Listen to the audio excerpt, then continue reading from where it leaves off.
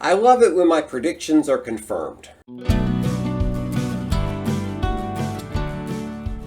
Hello everybody, my name is Greg Crable. Welcome to my daily podcast where I try to take one issue from the world of publishing and explain it in about 3 minutes. Today's is a little closer to 4. Bo Sachs picked an article for distribution by Jim Edwards called "Why the Future of Digital-Only Local News May Be Small, Focused, and Based on Email." The reality is that not that many people care about what we call news. This has always been the case. When people bought print newspapers, they weren't necessarily reading all the political stuff and what journalism advocates say is essential to save democracy and all that breathless self-congratulatory banter.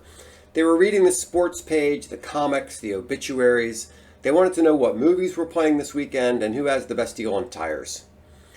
As all of those previous components of the daily paper moved to other places, the news was all that was left, and it became a harder sell, as newspapers around the country are finding. The fact, whether it's a sad fact or not is up to you, is that not many people care about news. The standard business model to keep the news afloat in the internet age was advertising. And at first that worked decently well, but ad rates keep going down and they'll continue to do so. So the economics of local news keep getting worse. But there are bright spots. Some digital-only local newsrooms are doing well, at least as compared with other news operations, so well is a low bar here. But the ones who are doing well focus on email. That's partly because both Google and Facebook are not prioritizing news in their rankings, so where is the news site going to get the traffic to support the ad revenue? Well, the answer is email. And also more and more revenue is coming from subscriptions, which is a good thing. Anyway, this is all consistent with what I said in an earlier podcast, that email might start to displace the website as the main means of content delivery. Keep an eye on that. However, ringing in the back of my mind is Troy Young's evaluation of email in a recent People versus Algorithms podcast. He doesn't like the tabs.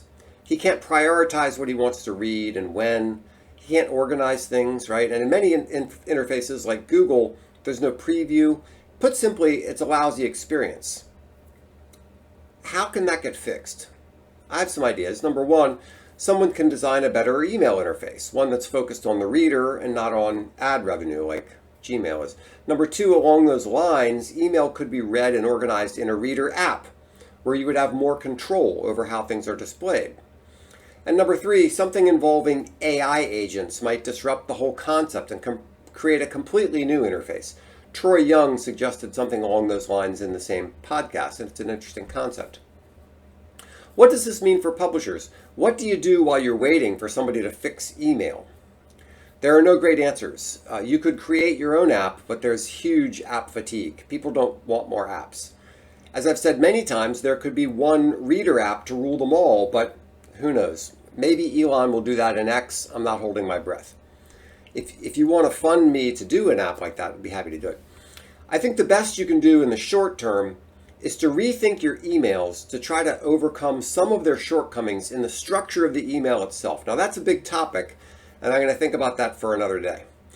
I hope you enjoyed today's show. If you did, please tell a friend, like, share, subscribe, and all that. And remember to visit me at crablegroup.com. Thanks so much.